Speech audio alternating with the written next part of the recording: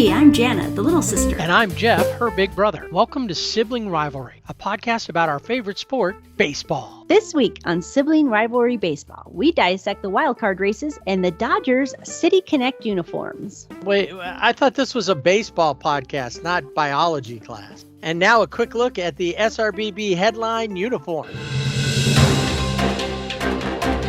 Bill Freehan, an 11-time All-Star catcher and 5-time Gold Glove Award winner, passed away at the age of 79. He played 15 Major League seasons, all with the Detroit Tigers. Freehan was about as Michigan as a Tiger could get. Born in Detroit and raised in Royal Oak, Freehan was a two-sport student athlete at the University of Michigan before the Tigers signed him for a $125,000 bonus in 1961. 2 years later, he was behind the plate in Detroit. He helped the Tigers win the 1968 World Series and was the heart and soul of the team. Freehan caught 1,581 games in a Tigers uniform, more than anyone else in franchise history. His 5 Gold Gloves rank 5th among catchers in Major League history. Last week we shared that the search for a new Jeopardy host was over. It looks like we spoke too soon. Mike Richards has already stepped down as the new host, realizing that all of the controversy surrounding him from his Price is Right scandals and inappropriate, offensive comments from his podcast in 2013 and 2014 would overshadow and cause a distraction from the show and cast a bad light upon the Jeopardy institution. Production on the new season had begun, but is now shut down while they reset and bring in guest hosts as a search for a new host restarts. Richards did finish 5 episodes. Those will air. And then Mayim Bialik maintains her duties as a special events host. And she'll fill in on The Daily Show for about 3 weeks and appears to be back in the running for the daily gig. Tim Tebow, former Heisman Trophy winner and minor league outfielder for the New York Mets, is no longer a Jacksonville Jaguar. The experiment to turn a quarterback into a tight end didn't work out so well, and Tebow was cut. It's okay, as he landed back on his feet as the new spokesperson for Clean Juice. For longer than I have been alive, the MLB and Topps have had a deal for Topps to produce player card. MLB is now ending that 70-plus year partnership when the current agreement ends in 2025. Fanatics, who owns the MLB's e-commerce rights as well as other professional leagues like the NFL and NBA, will begin producing player cards when the Topps agreement concludes. MLB owns equity in Fanatics. Topps still has agreements with the NHL and MLS and will continue to produce cards for both leagues. Don Everly, the last surviving member of the Everly Brothers, has died at the age of 84. He and his brother Phil were rock and roll pioneers with songs like Bye Bye Love and Wake Up Little Susie. The brothers used their simple harmonies to gain fans worldwide. They were inducted into the Rock and Roll Hall of Fame in 1986. You can find these and past week's headlines on our website, siblingrivalrybb.com. Remember to rate and subscribe wherever you listen, and tell a friend to listen to the Sibling Rivalry Baseball Podcast. We love our listeners. We want you to download and listen to the podcast and share it with others. We just ask you to acknowledge Sibling Rivalry Baseball Podcast as the source of the material. Please do not, except with our express written permission, distribute or commercially misuse the content. All right, lots to get to this week on SRBB. Definitely got to talk about the Dodgers streak, how the Angels fared in Williamsport. And, of course, we'll go around the league. And there's quite a few cool little nuggets of things that we found. Of course, we'll take a ride on the Wheel of IL. But first, we got to address this. It's one of those things, the elephant in the room, an albatross around the Dodgers' neck. And even though this whole saga is not over for Trevor Bauer and for those involved, this portion of it is. As we mentioned last week, the restraining order hearing to see whether this temporary restraining order from Trevor Bauer's accuser would be, I guess they call it a permanent, but it's for 5 years. Restraining order would be turned into the permanent restraining order and go on. And I think a lot of people thought that this restraining order meant that if it was permanent, then that really gave more credence to the investigation criminally. And it probably didn't set well for Trevor. Not that it has anyway, but it would have been pretty much certain doom, especially, and it still could be if Pasadena Police Department charges him with a crime. Right now, he's probably feeling a little vindicated, but a lot of people ask, and this is, before we started the show, we were kind of talking about this, how people just read something or they see something or they don't read it at all. They read a headline and then they think they know everything there is to know about it. This in no way, the fact that the restraining order, the permanent restraining order was not granted and the other one was just wiped clean. There's no restraining order in place now. Doesn't mean that he's not guilty of doing whatever. It just means that he's not a future threat to his accuser. Yeah, the Pasadena police, as you mentioned, they're still investigating, and they have to finish their investigation before the MLB can do anything as far as, I think they're waiting. They're doing their own investigation, the MLB is, but they're waiting for the Pasadena police to conclude their investigation, and then they're going to talk to Trevor Bauer. We've heard from sources in the clubhouse that aren't supposed to be talking about this, that the players don't want him back. I think you could get that feel from, that he would be the elephant in the room. He is the albatross around the Dodgers' neck. Mainly, one of the things is, I think across baseball, at least I would think, all of the things that came out during this, and they're graphic, really puts him, if he was on the bottom rung before in popularity, he's like underground now because, people just like, you don't need to know about that part of your life. And then if he does come back, whatever happens, he's still on administrative leave through the 27th. Imagine the PR issue that the Dodgers would have, or any team would have, trying to promote him. Yeah, that's the problem, because there are a lot of people out there who don't care. They had a bias anyway going in. They didn't like Trevor Bauer to start. They didn't like something he said. We, at the beginning of the season, said, you got to give the guy a chance. Maybe he's changed. A lot of these things are in the past, the things he's saying, the way he's acting. I don't know what his relationship was with the guys in the clubhouse. I know that he liked to talk baseball, and maybe those guys are like, look, I don't want to talk baseball right now. I just need to clear my head of everything. But he's a baseball geek as far as that goes. That's his whole thing.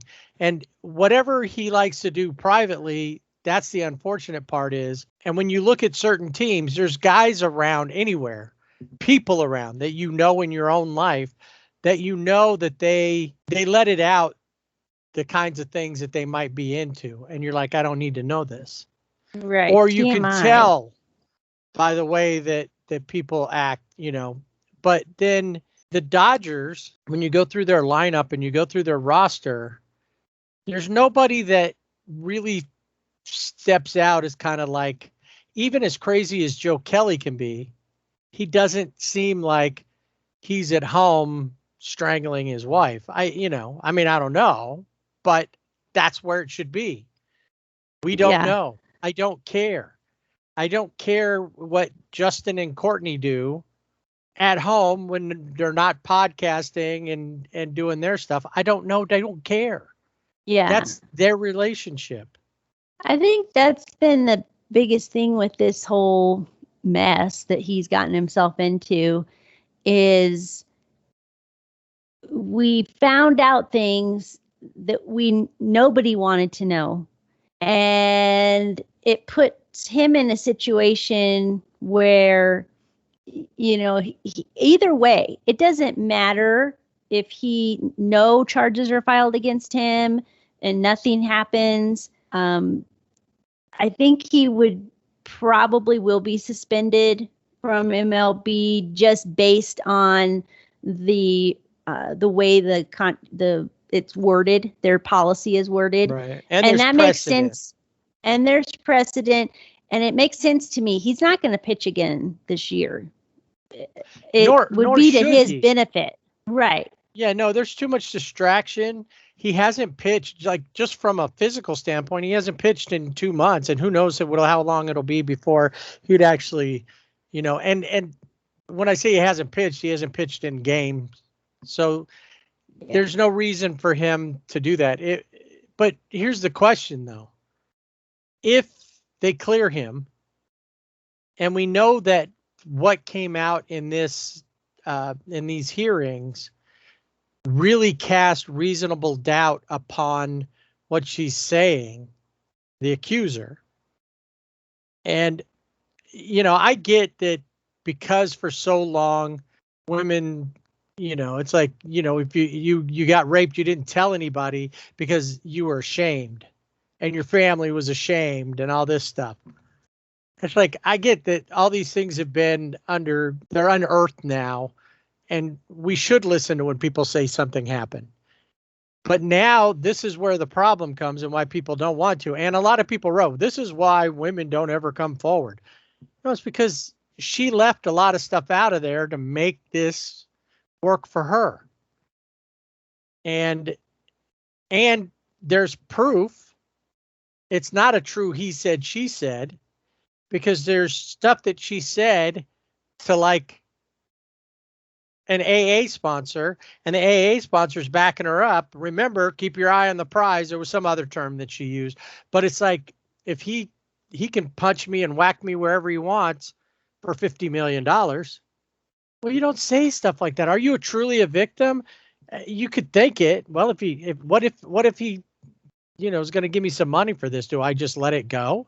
But see, at that point, you've now betrayed every other person that's gone through something like this, because you took the money and then you shut up about it. What if he's serially doing this? Yeah. Well, and it did come out before the hearing started. He came out on Twitter and said, I can't keep my mouth shut anymore. And he has there's been allegations made by a woman he had a relationship with, or in Cleveland, when he pitched in Cleveland. And there are similar allegations that were made by the woman in California. So he still has that to contend with and deal with. So yeah, is he, is this something he needs help with? Well, clearly he has a thing that he likes. And the problem is that now the judge said he acquiesced to her requests, either doing or not doing. I don't think, and for the most part, he's been quiet, but I clearly he likes things. He likes to do things a certain way. And once again, we didn't need to know, but we do. And even still, it's still none of my business. It's a high profile thing, but if this had just been some guy, just a regular citizen nobody knew about, it would go through the system. And if you happen to read it on page 5 of your newspaper, you'd know. And if not, you wouldn't know. You wouldn't know about it. So here's my question. Clearly, if tomorrow, or whenever, MLB, well, let's go with Pasadena. The Pasadena Police Department says there's nothing to sustain these charges. The victim clearly impeached herself. It wasn't any kind of lawyer tricks, or somebody.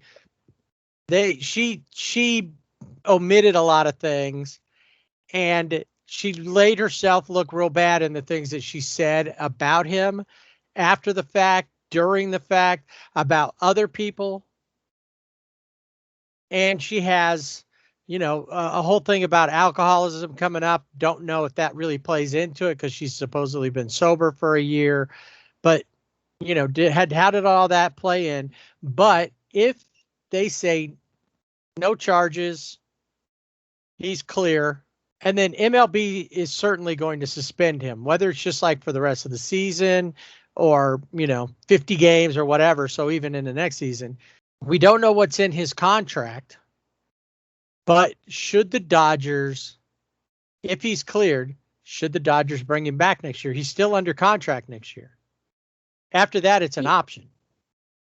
Yeah, he has 2 years, $64 million remaining on his contract after this year. He can't opt out after this season or next season. I just feel that it would just be better for him not to be a Dodger anymore, because he's a good pitcher, but it's hard because I was one who, I never really had any preconceived notions about Trevor Bauer. I knew who he was. I had seen him pitch. I knew he was quirky in different things. Obviously know more than we want to know. And I came into it when he was signed with the Dodgers, like, okay, yeah, maybe he's grown up. He's like 30 now, and he was really good, and he's fun to watch. He's fun to watch pitch. But I don't know. It's a hard one because part of me is like, the Dodgers really need him on the mound. But then another part of me is just like, let's cut our losses and let him go, because he's not who I would want as a fan in the dugout. But as a fan, isn't it more important that you have the best possible players and you can win? Doesn't matter. Like I said, doesn't matter what they do outside of the ballpark. Don't we say that with when we talk about people with the Hall of Fame, or we talk about it, doesn't matter that the press hated him or that he was a raging alcoholic. No, it matters that when he was in on the field, he gave 1,000%, and we won because of his efforts. He was a contributor. That's the part I have. The thing is, I'd like to see him on the mound in a Dodger uniform, but you're always going to have in your mind whether you defend him or you think he's scum of the earth and should never throw another baseball, or you're in the middle and you're like, okay, because there are a lot of things that came out in this hearing that I think, what happened with the woman, with the accuser, I think she wanted more than he was going to, she wanted a relationship with him, but if she really knew him, all you have to do is read on any website about him that says, I'm never going to get married. I'm not marriage material. I'm not a husband. That's not who I am. So he's not into that relationship thing. And so, yeah, it's just, but at the same time, you have the other stuff, and obviously he likes doing that stuff. But did she like doing that stuff? I think she said in lots of texts and lots of texts that, oh yeah, it's okay, but now I don't like it, and it'll give me $50 million, which we know that's not going to happen. It's just a hard one, because I think for the rest of the season, he needs to not be on a ball field. He's not going to be pitching. He wouldn't be, able physically, needs to get himself ready. So, you know what? 2022 rolls around. He's still a Dodger. Then I'd be okay, because I don't think that there will be criminal charges just based on what was brought out in the hearing. I could be wrong. I'm not a lawyer. I've only watched lots of shows on TV. You've only played one in your living room. That's right. And I'm not an investigator, but I think there's a lot of things that happened, and Yeah, if I want the best hit, on the mound, and the Dodgers really do need pitching. But we need pitching right now. We don't need pitching. I don't know if we need pitching in 2022. It's hard. It's a hard one. I don't want to be like, oh, I'm on the fence, but if you just look at him and say he's a pitcher, and that's all I care is that he wins the game for me, then yeah. And I just have to think I don't care about the rest of the stuff. If he wasn't, and this is also an argument we have all the time. If he wasn't as good of a pitcher as he is, are we even talking about him? No. If he was just one of those guys, a bum in the bullpen who wasn't really contributing that much, we don't care. And he's not the only one who has, things going on with them. How many pitchers are or were alcoholics? Well, I guess you're always an alcoholic once you are one, so they say, and did stuff that they shouldn't have done and it never came out or whatever. Here's what I think. I don't think he can pitch the rest of the season. I think if there's no charges against him, and based off of what we heard from that hearing, if they say we can't substantiate any of it because and mostly because of what she ended up saying and doing, and even in her own words, it seemed like she's like, I just wanted him to think I'm into it.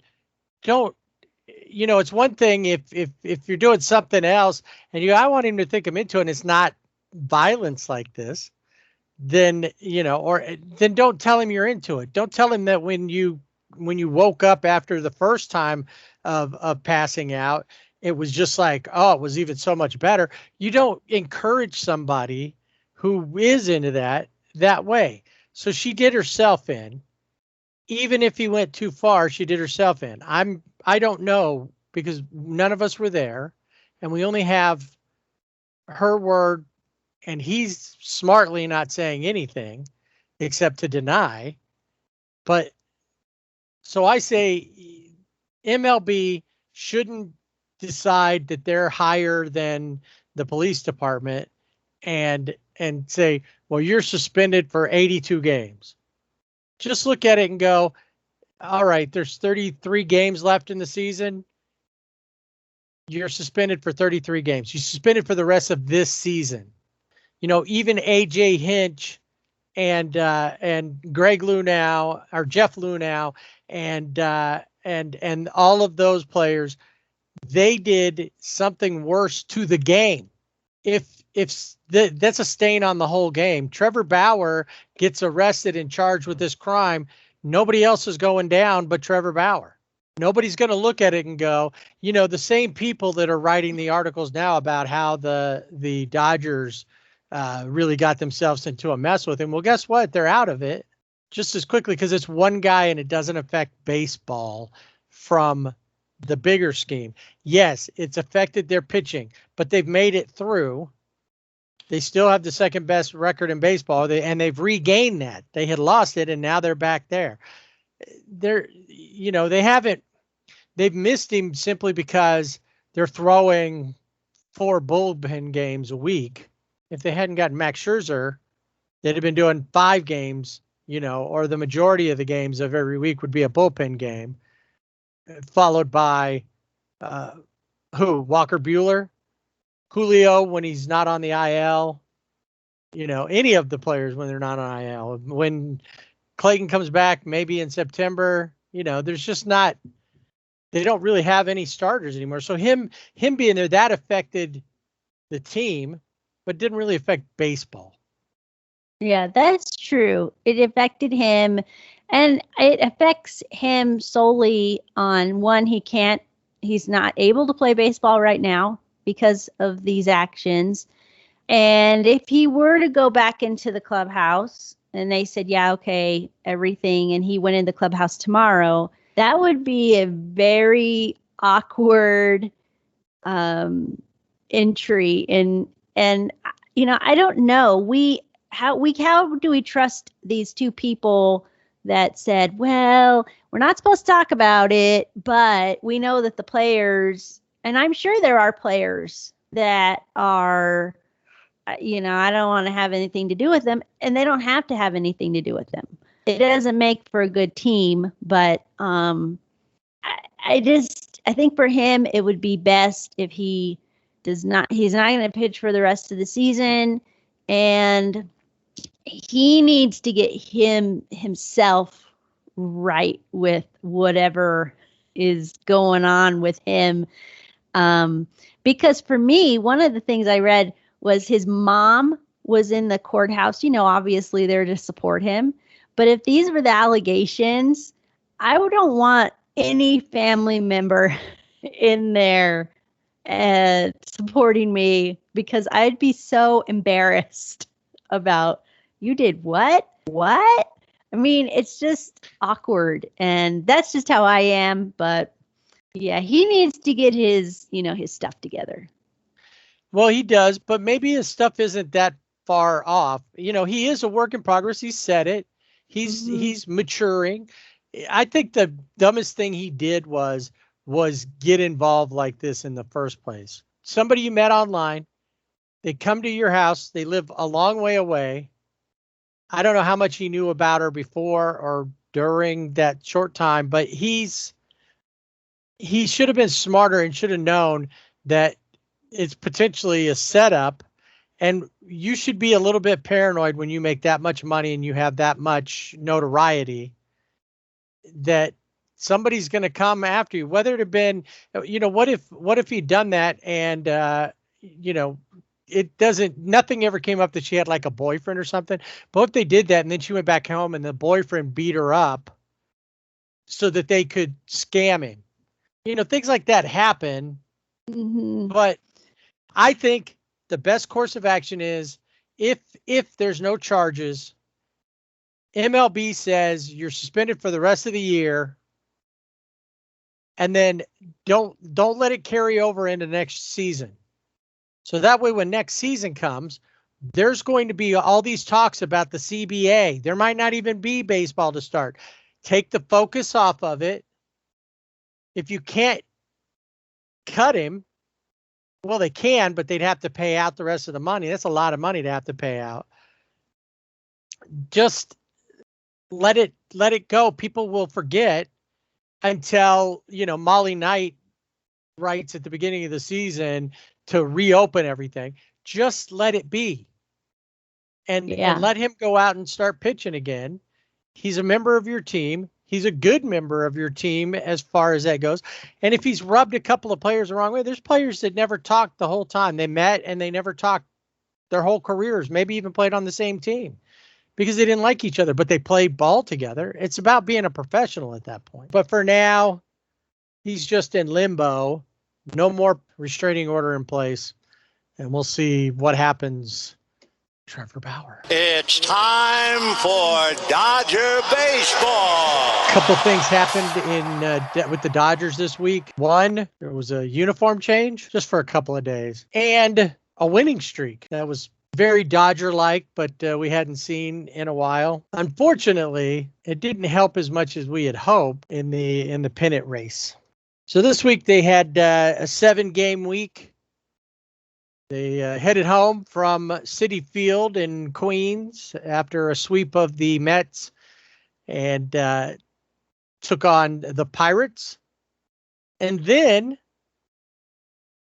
they played those very same Mets again, only at their house. So the Pittsburgh series continued on with the win streak. It was a sweep, as it should have been. You got to beat the teams you're supposed to beat, or else you drop more games in the standings. Yep. That first game against Pittsburgh is notable because Andre Jackson was called up from Oklahoma City, but he'd only pitched, I think, maybe once in AAA. I think he was mainly in Tulsa, their AA team with the Drillers. But he was called up. He made his first major league appearance. He came in, he didn't start the game, but he came in, he pitched 4 innings. He gave up 2 hits, but no runs, no earned runs, 4 walks, and had 5 strikeouts. So looked really good and looked a little nervous, which I think is normal. They were talking about the ball and the major league ball versus what's used in AAA and then in AA. And because he spent the majority of time in AA, the ball is different from AA to AAA because they use the same ball in AAA that they use in the majors. So he was trying to get his feel for it, but his family was there, and that was really cool for him. So that, for as a Dodger fan, seeing him pitch like that, and especially with the pitching woes we've had, makes you feel better about what's on the horizon for our minor league and who's coming up. Kenley Jansen had his 24th save. He pitched an inning, had a strikeout. So they were able to win that game on the home runs provided by Billy McKinney, which was his first Dodger home run, and, of course, Max Muncy. And then Trey, 2 for 4. They said when he's playing the game, it's like playing PlayStation. Like playing the MLB The Show. Yeah. With him. And then one thing that threw me off, because I guess since he hadn't really been around, former Ray and former Dodger, Yoshi Tsutsugo, is a Pirate. Yeah, so he was played with the Dodgers. Then the Dodgers, instead of releasing him, they sent him to AAA. But then they did release him so he could sign a contract, a major league contract with the Pirates. And he played a little bit of outfield, played first base. So yeah. But it's nice to see Yoshi playing somewhere that, especially in the majors. Yeah, I think the Dodgers felt like he had something. They just need to develop it. But he's probably like, look, I can't play down here, and I really want a shot at a major league club. And, a team like the Pirates or that could take a chance with him. And so that's cool that the Dodgers were willing to do that. Yeah. We talked about bullpen games. We do have David Price, but it's almost, he starts the game, but he usually is only going maybe 4 to 5 innings. In the second game, they won 4-3, and David Price did start 4 2/3 innings is what he pitched. Kenley Jansen came in again and got his 25th save. He did give up a run, but he was able to shut it down. So he's always one. I like Kenley, believe in Kenley, but am I going to hold my breath while he's pitching, and how long can I hold it? Because that's just the kind of guy he is right now. But again, you had Trey Turner and Corey Seager, Cody Bellinger, AJ Pollock, Matt Beatty, all doubles. It was like doubles night at Dodger Stadium. Yeah, six doubles. And it was AJ and Matt Beatty who provided the runs. They both had 2 run RBIs each. Yeah. And then the next night is more Dodger-like. They won 9-0. But Mitch White, who makes me laugh because he's always chewing bubble gum, and he just, he can chew, and while he's pitching and blows bubbles, and that's just his thing. He came in and pitched 7 1/3 innings. He gave up 2 hits, no runs, had 2 walks and 6 strikeouts. And again, he didn't start the game, but he had a really good game. And then I saw where he sent him down. I thought, oh, he went back to Oklahoma City. No, he's in Rancho Cucamonga. So they have him close if they need him again. So that was a really good performance for him, because he's had flashes of brilliance.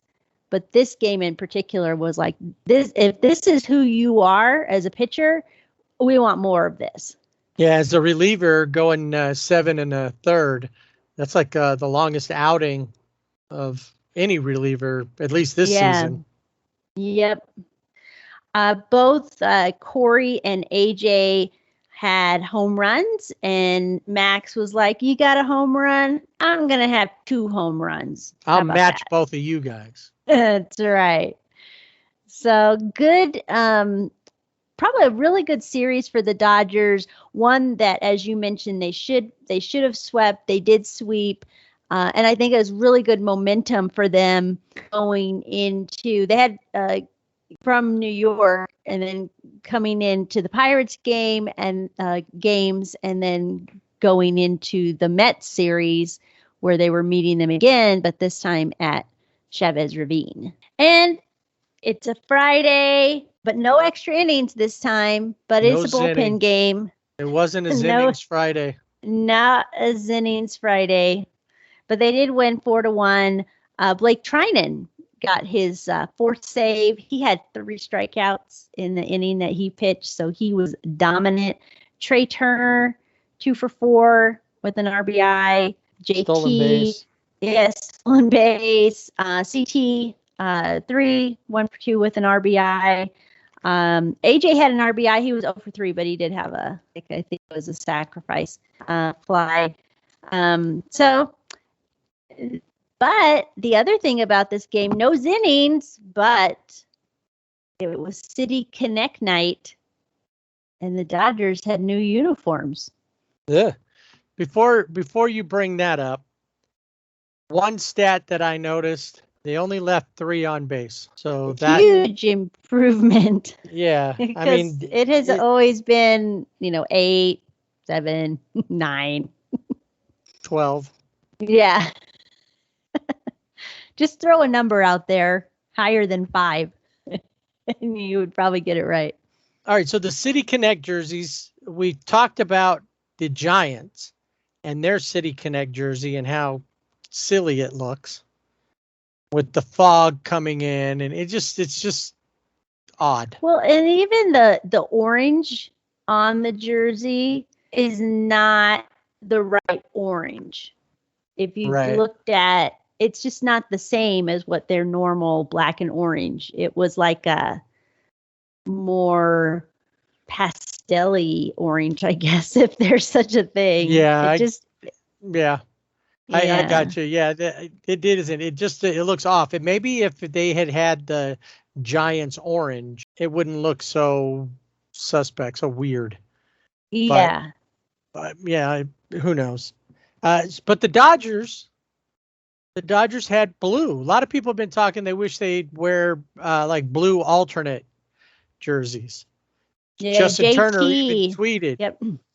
Yeah, he's been a big, proponent of, hey, let's do this, because they wear blue during spring training, and so he would like to see it. I have a Justin Turner jersey, and it's the blue jersey. It's not a white or a gray.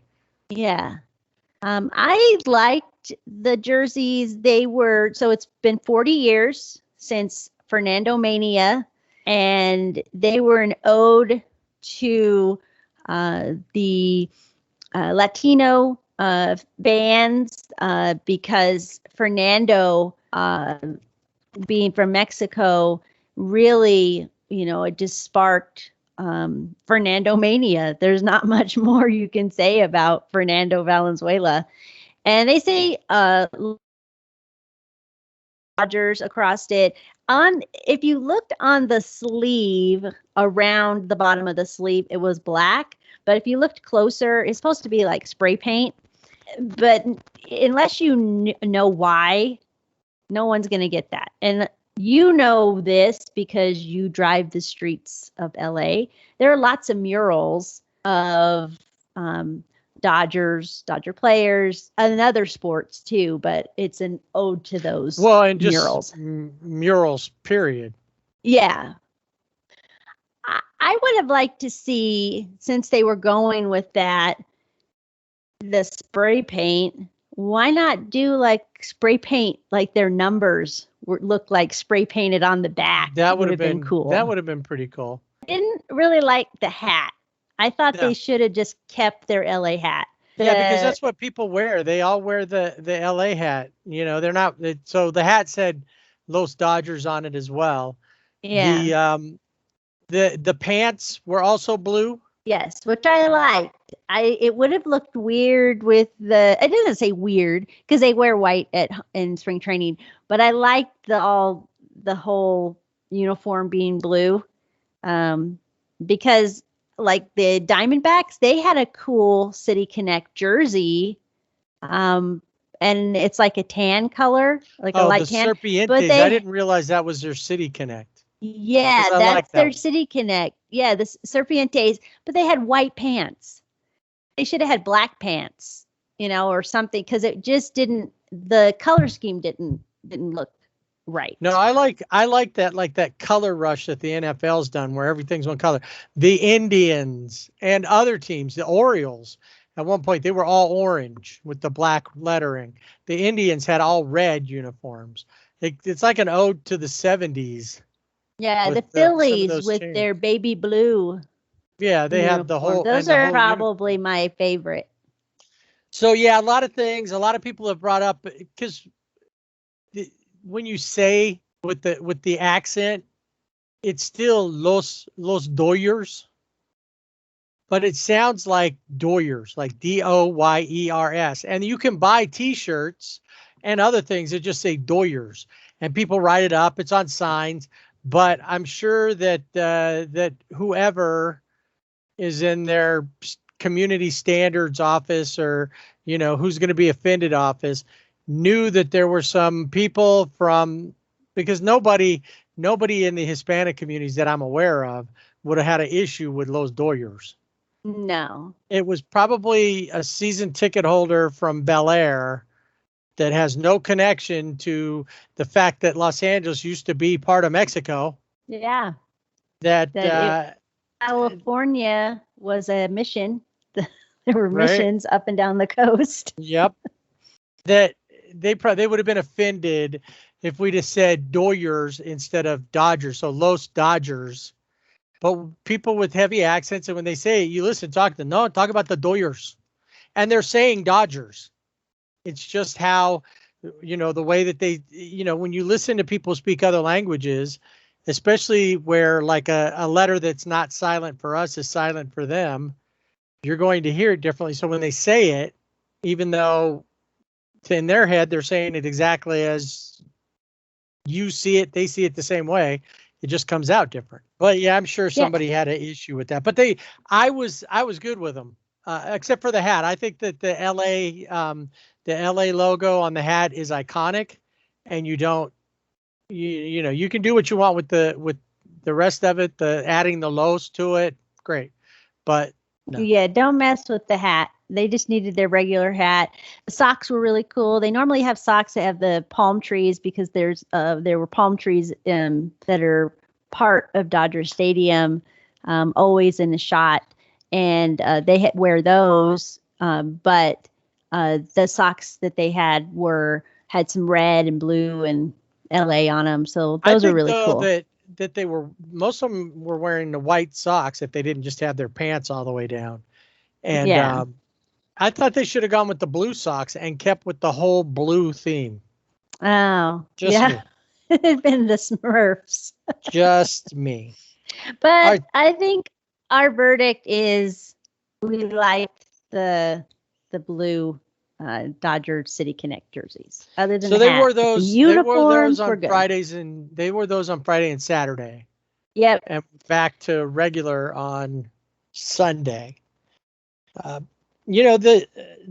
next two games with the Mets were close games. So I just realized that this was a 4-game series. So of course there's not going to be innings because it wasn't Friday.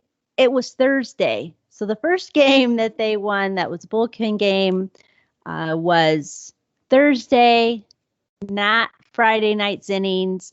But guess what? Friday night, there was no innings. And Walker Buehler was on the mound. Zinningless Friday. Isn't that what people have, meatless Fridays or some kind of thing like that? Zinningless Fridays. Yes. Walker Buehler was on the mound, 7 2/3 innings, 6 hits, gave up 2 runs. One of those was a home run, but had 8 strikeouts. As Dave Roberts was coming out to take him out of the game. He had some words with the home plate umpire about 2 pitches that were called balls. They were a little bit off the plate, so but probably could have been called strikes, and he had issue with that, and he was thrown out of the game as he was being taken out of the game, which I thought was silly, because all that means is he just goes to the clubhouse and he can take a shower and he can, do whatever he needs to do and zoom out of there when he's ready at the end of the game. So I don't know. I think that's silly on the umpire's part. It seems ridiculous to do that, but then they can fine them and it goes on their permanent record. You're like what you did in 9th grade. Remember, all the stuff that you did wrong, you had to do it by the end of the 8th grade. That's right, because nobody's going to know. Because in 9th grade going forward, everything's on your permanent record. That's right. Now, I don't know who keeps this permanent record. I've never seen it. I've never been given any kind of access to it so I could see what's in my permanent record. You know what I wonder, though, is there stuff that if people knew what was on your permanent record, if it came out, would people like go to the other side of the street to keep from walking by you? Or, would people drive by your house and point, that's where that guy lives? I just wonder. Yeah, that was in his permanent record. Oh, yeah. You know what's on his permanent record? You hide your children.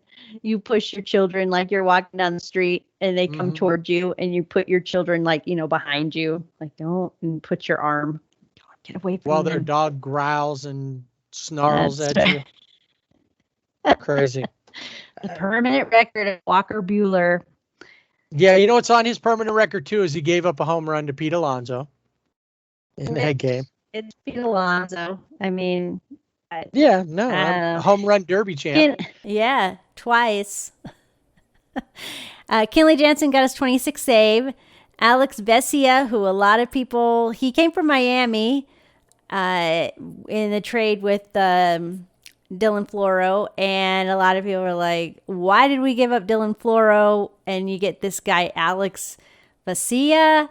What's his name? It's Vesia, and he has been dominant. And he came in just for a third of an inning, but got a major strikeout and was really pumped up, and the crowd was pumped up. And so he's been really good.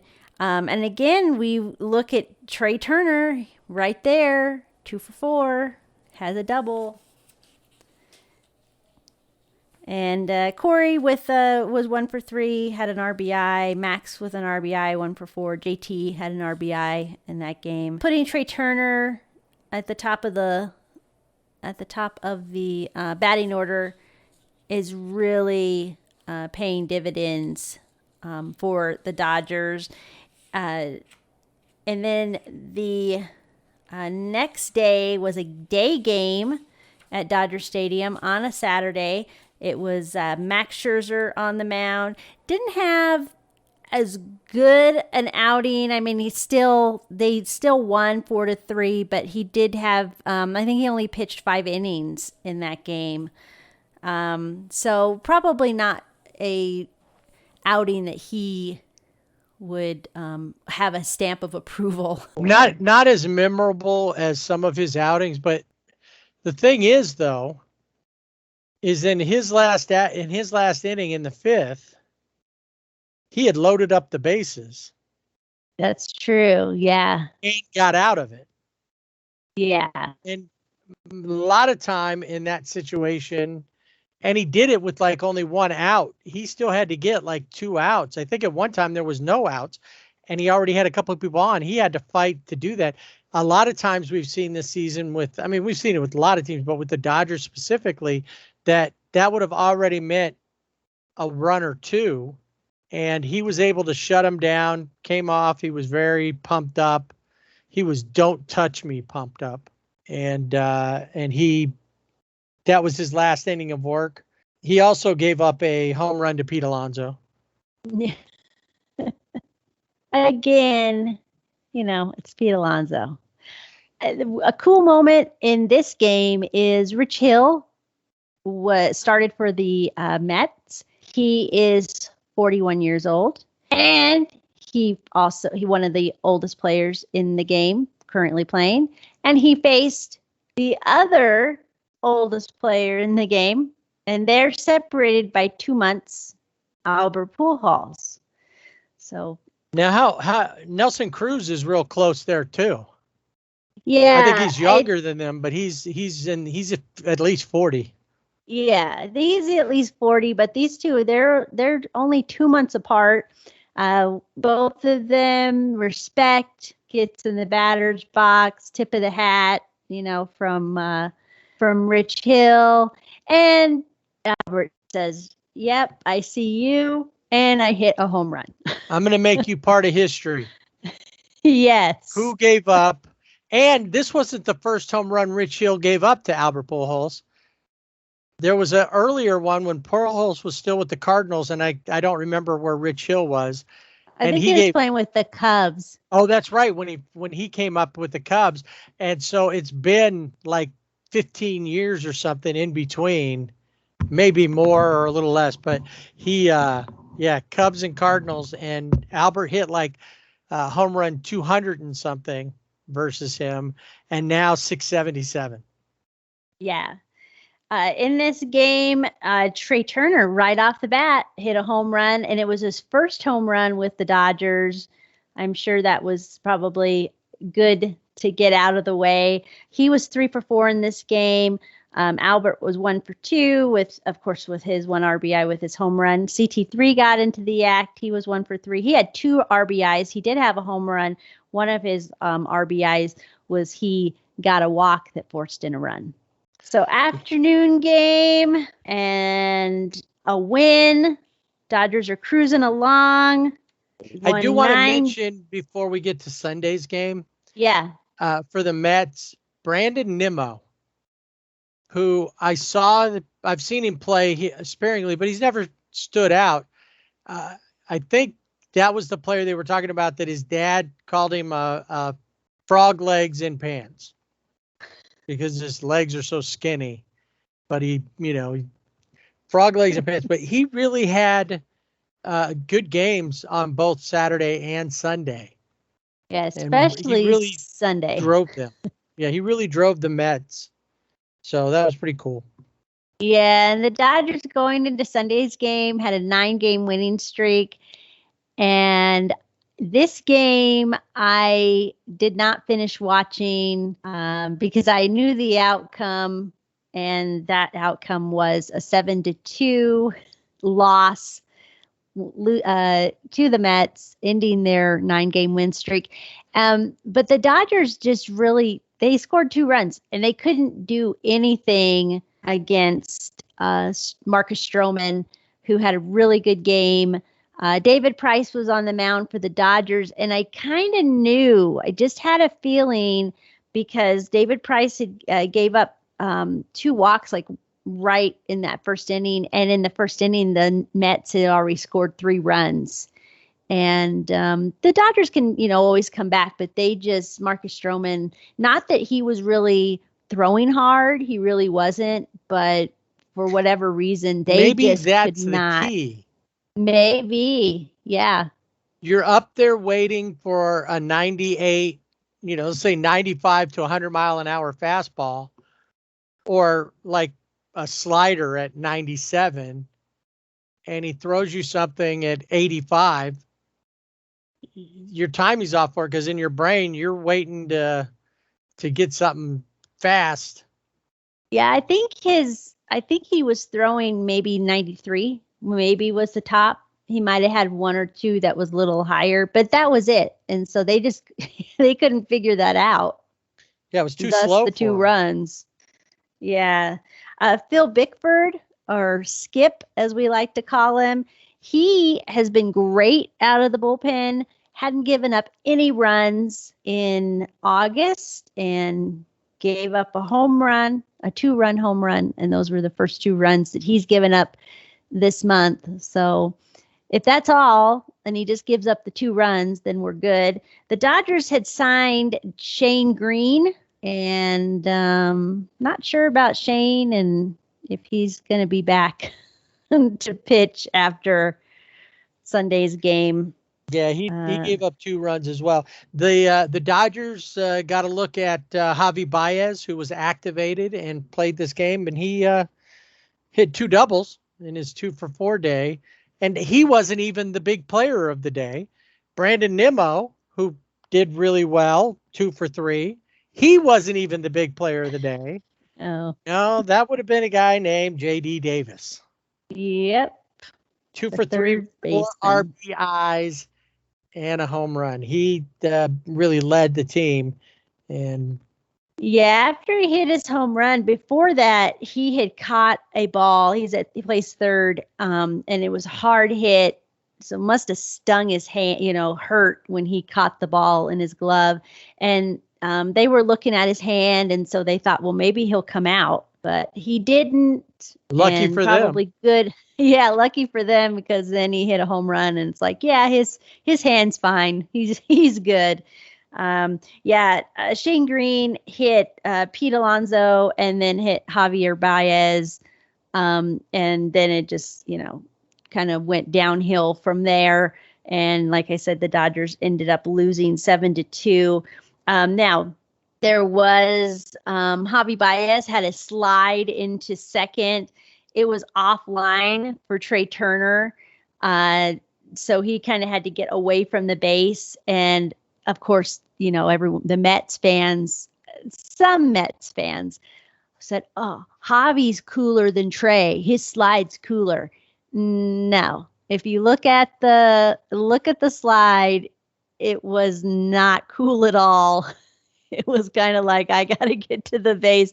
And somebody did try to put that out there. And there were a lot of Mets fans that said, I like Javi, but no. It doesn't beat smooth criminal. Why try to make that it's better than something else? His was just different. It clearly was better than anybody else's.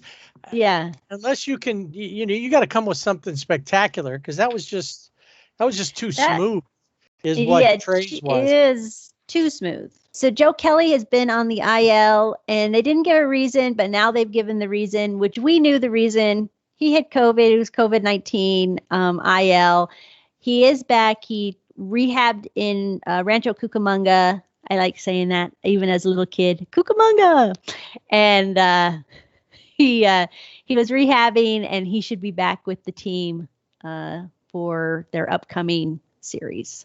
Julio Urias, I believe I heard, is supposed to be back soon as well. Yep, and Clayton Kershaw looks has been throwing and should be throwing off a mound here this week, and so that's all really good progress. And Tony Gonsolin also had a bullpen session, so that's also good news for a pitching staff that you can only do so many bullpen games.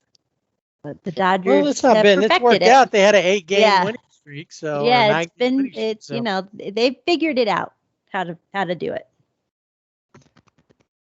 All right, before we look at who's coming up in this week and our players of the week, let's wander on down to the corner, see what Tio Albert's talking about today. Get a hug.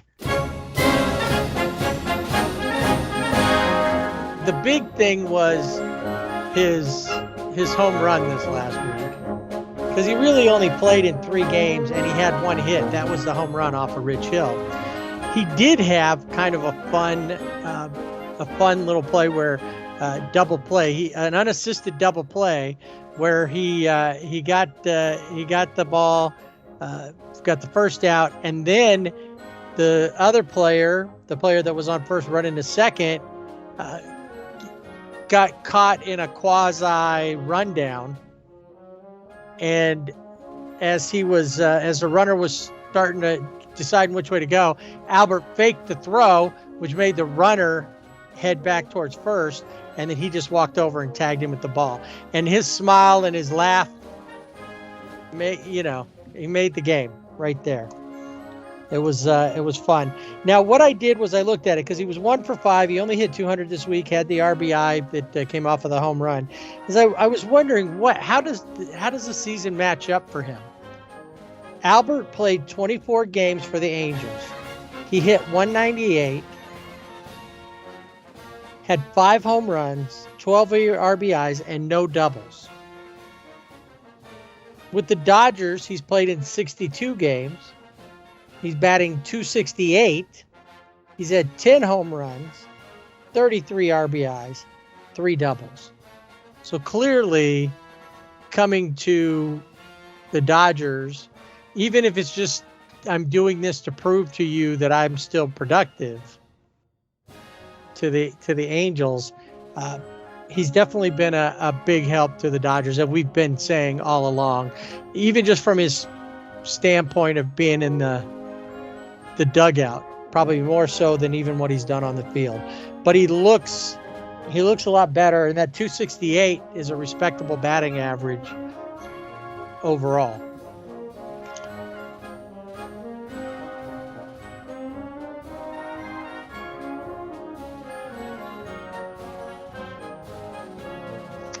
All right, so big week for the Dodgers coming up. It's all NL West, starting with their big rivals, the San Diego Padres, who've been on a losing streak lately. We'll talk more about that coming up in Around the League. But they've got them for 3 before the Padres head over to Anaheim, and then the Rockies for 3. Wrapping up the last parts of the season with their division rivals. So this week, when I went through everything, I had a tough time picking, especially trying to find somebody new to be the player of the week. But even more so, it was just, there were some people who were good candidates, but what did I go with? Was there somebody who never got one? So who did you pick? When I go through the stats, I just kept coming back to this guy, and that is Trey Turner. He is my player of the week for this week. He was 13 for 28, and this is over the last 7 games. 464 batting average, 3 doubles, had a home run, 2 stolen bases, scored 7 runs, 2 RBIs. I mean, just really a catalyst for the Dodgers to get, it's a game changer. He has been a game changer for the Dodgers, and I want him to be a Dodger, for a while. Well, when you think about it, that winning streak has been since Trey and Max have been around, and he's really the spark plug right now. And imagine when they're able to have Mookie back in there consistently and playing at even half Mookie strength. It's I think they could really tear it up. The problem is that the Giants aren't losing.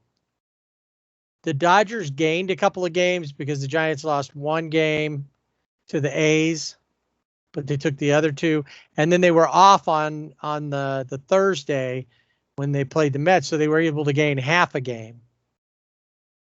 So they got to keep pace with them because the Giants just aren't losing. Yeah. And they've got to be able to win when the Giants don't. So my player of the week, I had thought about Trey Turner. I said, well, he was my player of the week, last week? And I thought about him, thought about doing co-MVPs because he really was clearly, and I thought Trey's going to win it again at some point. But I looked overall and I said, who had probably the best output or an outing? A lot of outings or just one? And I decided to go with Mitch White this week. It was an incredible outing. The 7 innings for a reliever. He normally only goes, 2, maybe 3 at most. 6 strikeouts, shut him out. they couldn't do anything with them. So I went with the Pirates. I mean, it is the Pirates, but they look like they wanted to lose the 2 games before that. So the 9-0, Mitch White really pitched well. So he's my player of the week.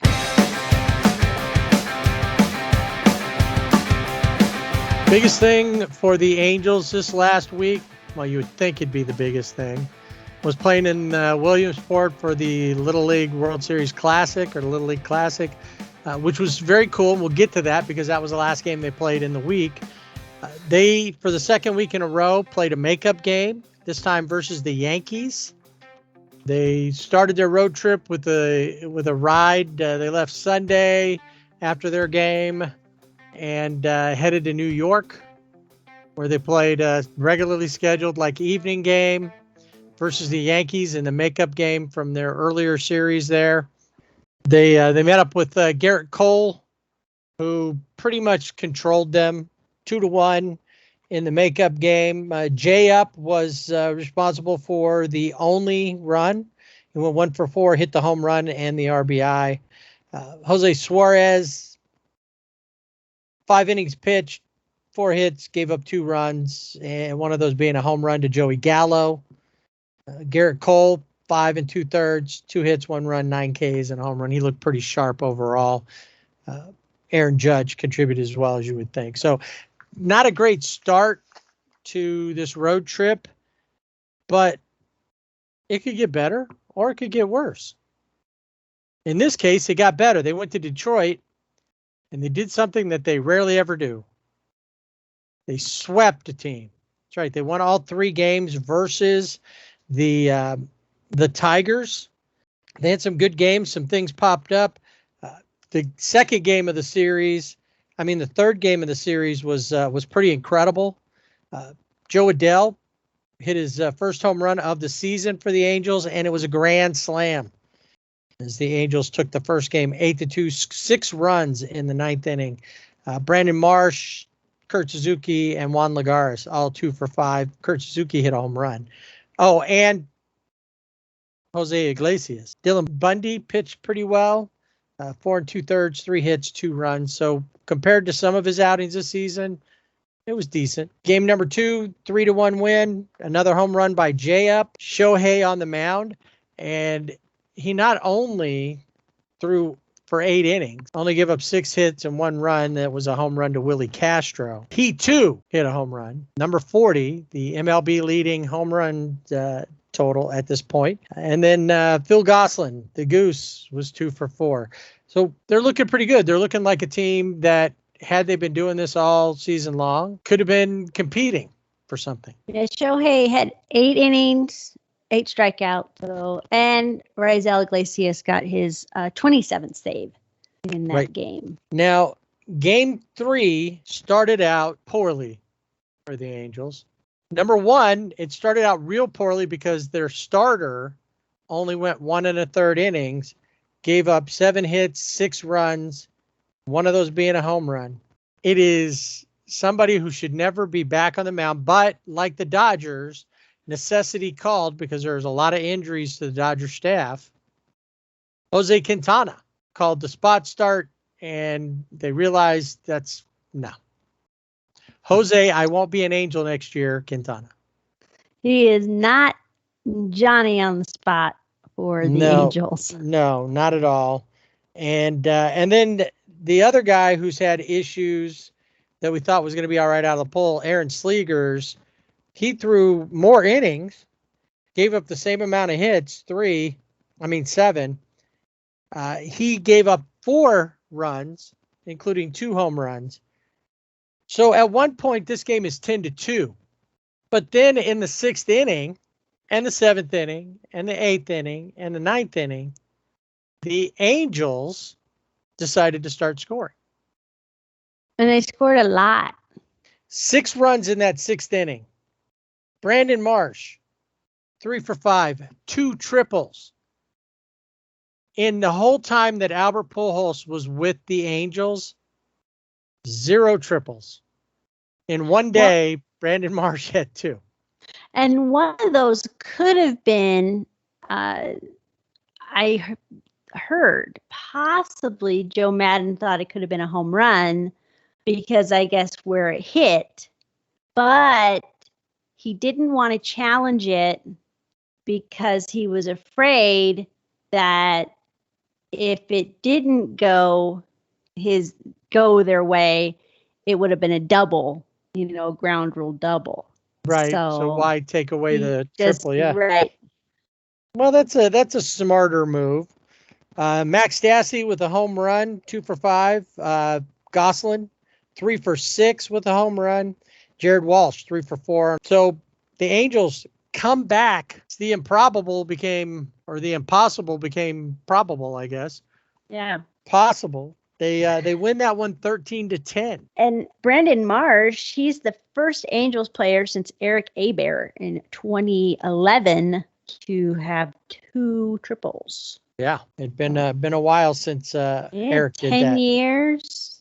Yep. So they leave Detroit triumphant. They storm the city, won it all. I want to. This was the largest comeback in club history, which, interestingly enough, was previously set versus the Tigers on August 29th, 1986. And it's also tied for the biggest comeback in the majors this year. It's tied with the game the Padres played when they came back from an 8-run deficit on July 8th. So they're right up there, tied with the biggest comeback. Yeah, it was pretty incredible. It was a day game. They, just kind of seemed like they were listless early on because for us I think it came on at like 10 here in the morning. So it was like, it's not early for them, but when they came back, that was pretty incredible. And it must have taken everything they had out of them because they couldn't really do anything in Cleveland. We could also blame it on Jack Morris, maybe. He got rattled the team, I guess. I don't know. It didn't seem to rattle the person that everyone thought was the subject, though. Yeah, he was the subject. So Hall of Famer Jack Morris, who is a Detroit Tigers, Detroit legend. He is a broadcaster now for the team. He has been suspended indefinitely. He works for Bally Sports Detroit. What happened during the game is the other announcer that works with him, Shohei, was coming up to the plate, and they said, he goes, "What do you do with Shohei?" And he said, "Be very, very careful." Now, he didn't just say, "Be very, very careful" in a normal voice. He had an accent that sounded Asian, and that was what happened. And they said it was an offensive accent. What he said wasn't a big deal. No. Because that's good advice with Shohei. Be very careful. But because he said it in a way with the accent or whatever, and we talked about this before when we first heard about it, and it's like, was he trying to do that? Was he just not good at voices and he was trying to be Elmer Fudd? Hunting wabbits. Be very, very careful. And it came out, or somebody just heard it and said, "That sounds too much like this, Jack. You're a jerk." And it was on Twitter. And you're being reassigned. You're being reassigned to the asterisks because you're an ass like they are.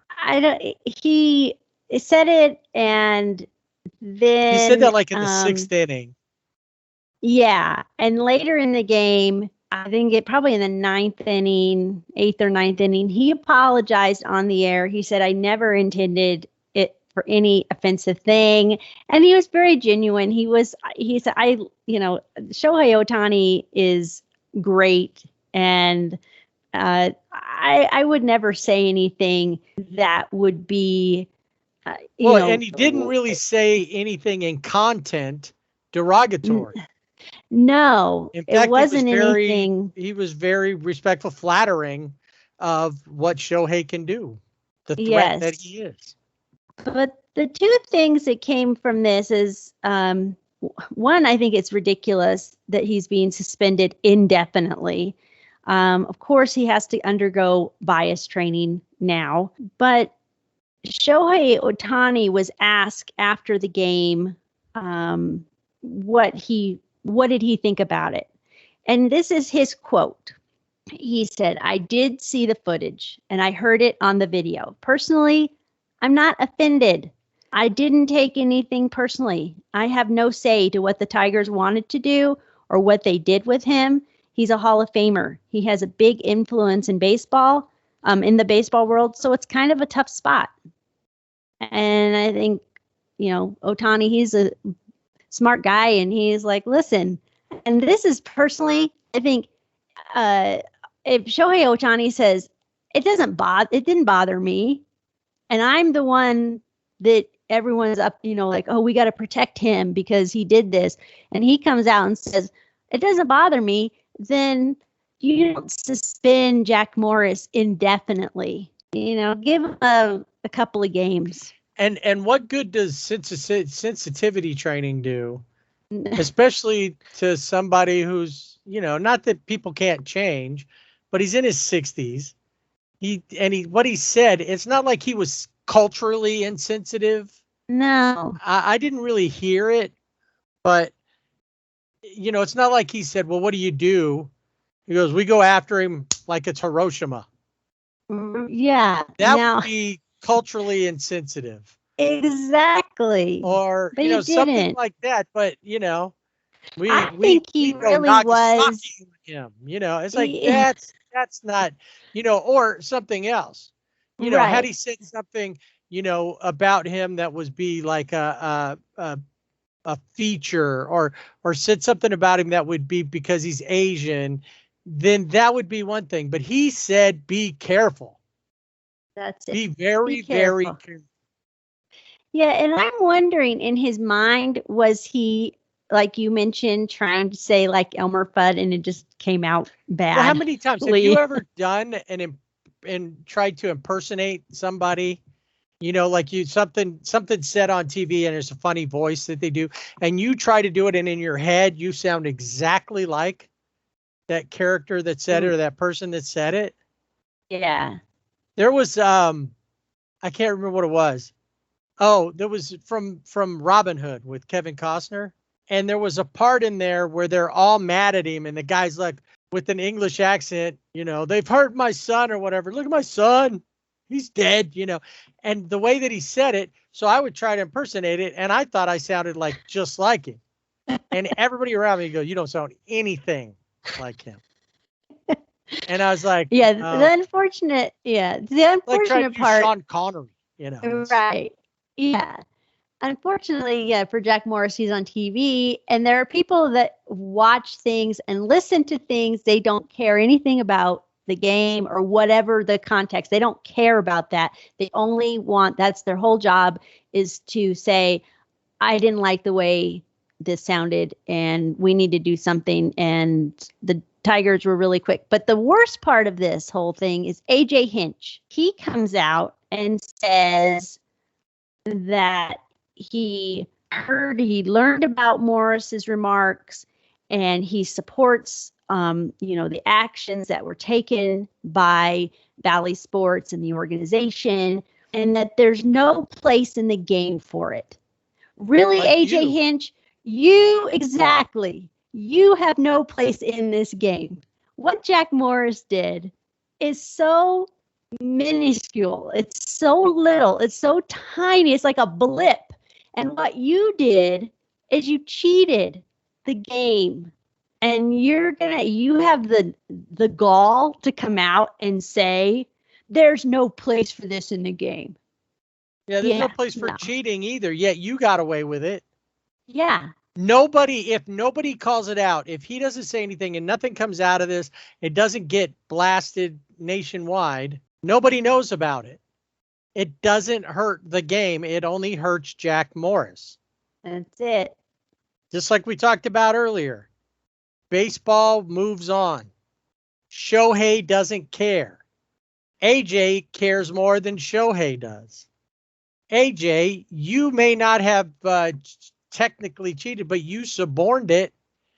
And as I recall from just watching 8 Men Out, if you sit in conference with players who are cheating or gambling or all that stuff, you'll never see baseball again. Where's Kennesaw Mountain Landis when we need him? Since we mentioned the Asterix a little bit, the Angels got a bigger picture of a guy named Miles Straw while they were in the Great Lakes Midwest area, Northeast area, I guess where Williamsport would be considered. Miles Straw is one of the fastest guys in baseball. Basically tore up the base pass and caused problems for the Angels. The Indians swept them, which it would have been one thing if they'd just lost to 2 in Cleveland, but then they went and got shut out in Williamsport. So the first game, 9-1, second game, 5-1. Nobody really did much. Jaime Barria, 5 runs, 2 innings, over 2 innings pitched. Junior Guerra, 3 runs in 2 innings pitched. Nothing to speak of. David Fletcher had the 1 RBI in that game. Joe Adell had a double. Jose Iglesias scored the 1 run, had 3 hits in that game. Reed Detmers got I guess somebody wrote the learning curve meets Reed Detmers in Cleveland. He kind of got bounced around. 3 2/3, 7 hits, 3 runs. Gave up a home run to Jose Ramirez. Of course, their bigger issue in this game was that Tristan McKenzie, you remember that name from last week? He of a nearly perfect game, at least a no-no, was on the mound, went 7 innings, gave up 2 hits, 1 run, struck out 8. So they hit the hot hand at the wrong time there in Tristan McKenzie. The next day, they headed out over to Williamsport to play in the Little League Classic, which I want to say real quick. Little League Classic, I didn't see the second one, but the first one I was watching, South Dakota, I think it was, and Louisiana.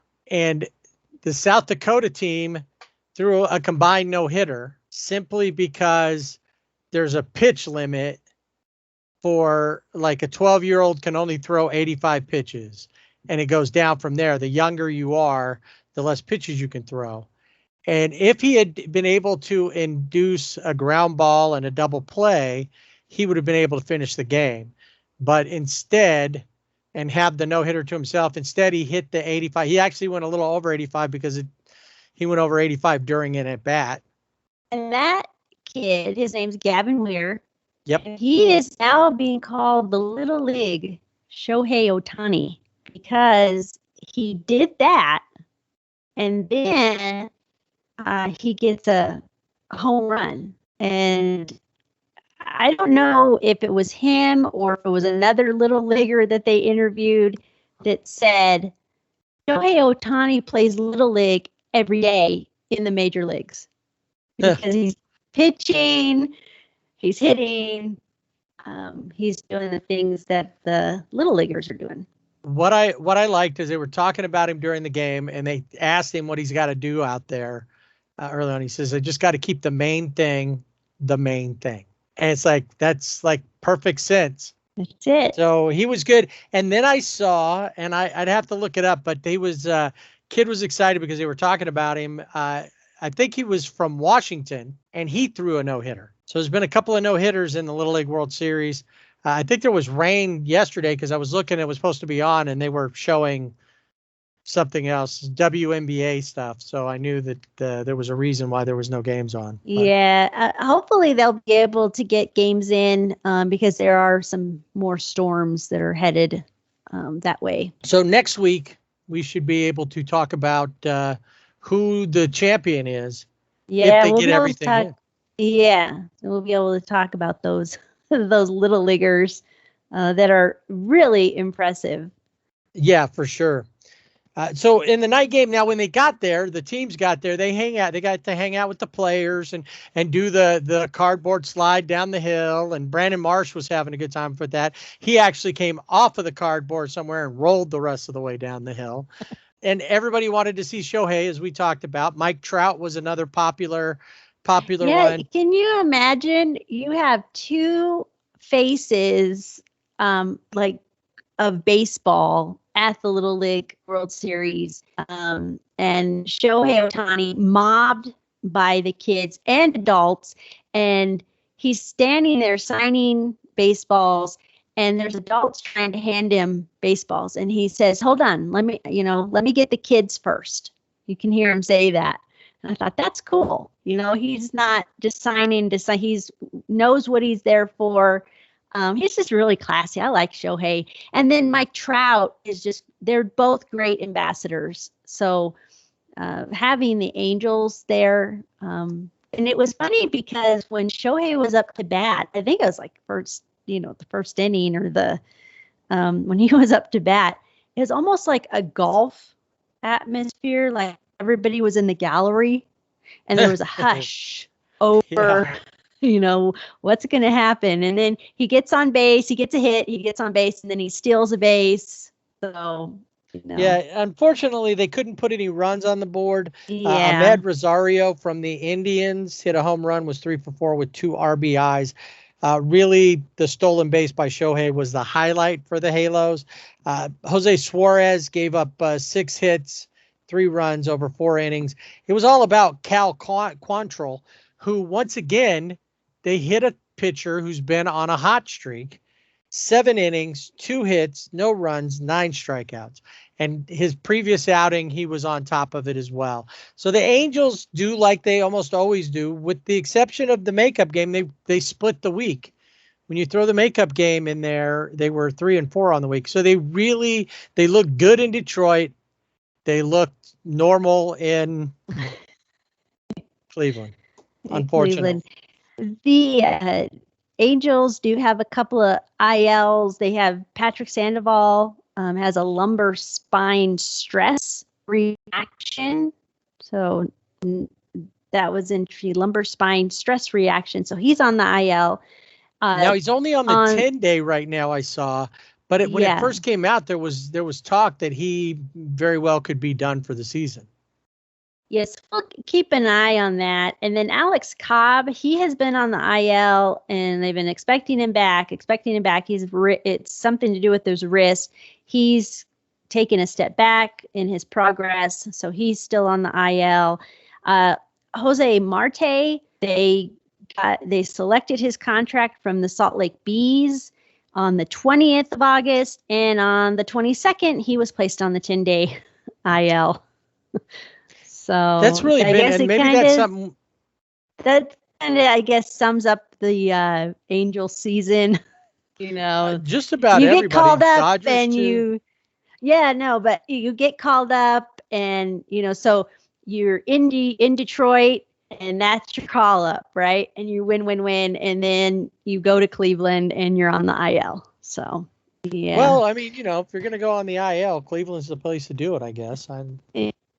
You can take some time off, go to the Rock and Roll Hall of Fame. And all right, so we've been talking about how big the Shohei's appearance in Williamsport was. So now let's shine a spotlight on his week. So he played 7 games, just batted .250, 6 for 24, but he did have a home run, number 40, 2 RBIs, 7 walks. One time he was intentionally walked, and scored 4 runs on the week. Pretty standard Shohei. Also, great start, as we just talked about. He went 8 innings, only gave up 1 run on 6 hits, struck out 8, didn't walk anybody. And I was looking to see what the most walks he had all season was 6 in one game. And that was more towards the beginning of the season versus Texas and Tampa Bay. So we'll see Shohei again this week as he plays every game just about. He rarely has a day off, and it seems to be working. The macro management of certain players doesn't seem to work as well as most teams think, just by how things are going with Shohei. So they're going to be heading to Baltimore, which we would hope is a sweep there. And then they're back home for the Padres for a 2-game set. For Friday and Saturday games, so off on Sunday for the Angels. Yeah, they'll do those 2 games, have the Sunday off, as you mentioned, oddly. And then the Yankees are coming to town. And on the Tuesday night game versus the Yankees, I will be there to celebrate something that technically happened on the 21st. I'm going to, and it took place on the versus the Yankees. My very first live in-person baseball game was at Angel Stadium. And this is the 50th anniversary of it. And the game we went to go see, they were playing the Yankees. So 10 days later, I saw them playing the Yankees again. And since they weren't at home before, I'm going to go see them play the Yankees again for the 50th anniversary celebration of my first ever Major League game. Very cool. All right. So we'll talk about that next week as well, or the week after. This week, I believe that the term POW could be taken other than player of the week. And who is your Angels player of the week? I probably went with somebody who was easy to pick, and that was Brandon Marsh. 7 for 24, double, those 2 triples, 4 RBIs. It was batting .291, but I mean, he was. You just can't get over. He was doing well. There was some games he didn't hit, but overall, a good week for him. And I understand he has a new nickname. Oh yes. During the game the other day, Mark Gubica, who is the color, the former pitcher for the Royals and the Angels, called him Captain Caveman. And if you haven't seen him, you need to look up Brandon Marsh, Google him or whatever you do, and you'll see why. And if you don't know who Captain Caveman is, sadly, I feel sorry for you that you don't know.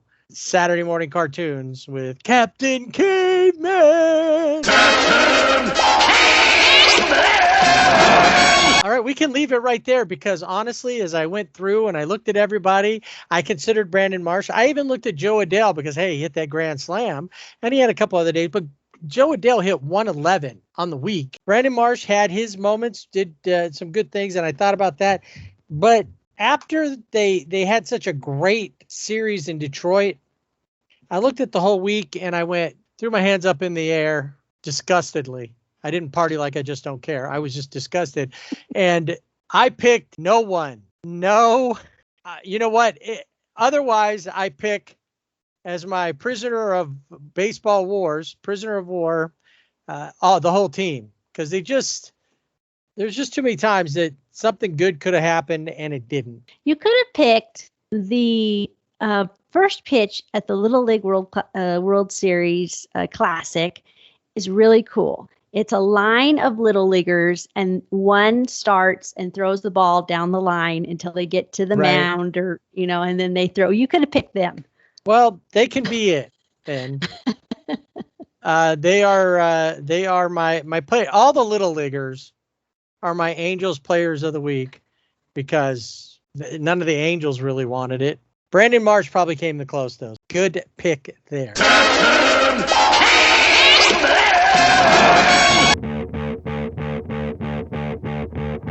It's like this and like that and like this, y'all, and around the league. We got a bunch of nuggets to toss out there with you. Sorry, no fries. The fry machine is broken, so you're just going to have to deal with the nuggets. They can be whatever kind of nuggets. I just saw the other day that Popeyes has turkey nuggets. Wow. I never seen that before. Me either. Kind of cool. So as usual, we start off the ATL with the MLB Players of the Week. From the NL, we have Tyler Knockan. See, I would have never. I thought it was Naquin or something. I never. Right. So I saw it and I thought that's how you pronounce it. And then I put his name in the search engine, and Joey Votto, who is Canadian and also speaks French, said, "Why are they pronouncing your name wrong all the time?" And he goes, that's just how it is. I'm used to it. It's okay. And he goes, it's pronounced Knock-An. And he said, yeah, because it's Cajun. And so Tyler Knock-An. Makes me want to go listen to some Zydeco.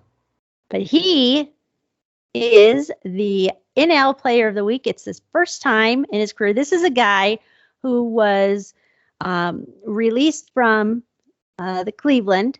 Cincinnati picked him up. He is an outfielder. He produced a .500 average. He was 13 for 26. He had 4 homers, a triple, 3 doubles, and a 1.706 OPS in 7 games to garner the honors. Nice. Now, the AL Player of the Week is from the New York. The New York Yankees. And that is Luke Voit. Luke Voit has been very vocal about wanting to play. A lot of people thought, what are the Yankees going to do with Luke Voit now that Anthony Rizzo is there? And he said, well, look at me. He hit .476. He was 10 for 21 with 2 homers, 3 doubles, 11 RBIs, and a 1.427 OPS in 6 games. So now, is he suspected of planting the COVID on Tony Rizzo? Maybe. And that's why he put up such a fuss and was like, hey, I want to play. And then, oh, too bad. And then he went out and hit, 2 homers and it is hard to sit him down, especially when the Yankees are on a 9-game winning streak. And oddly enough, they're going to be playing this week. They're playing the Braves. And both of the teams, as of Sunday, are going into that game with 9-game winning streaks. So we'll see next week who maintained. And I think that's like the first time that's happened in like 120 years that 2 teams have met with the same amount and a big winning streak, not just 1 or 2 games, but 9-game winning streak. 9 games, yeah.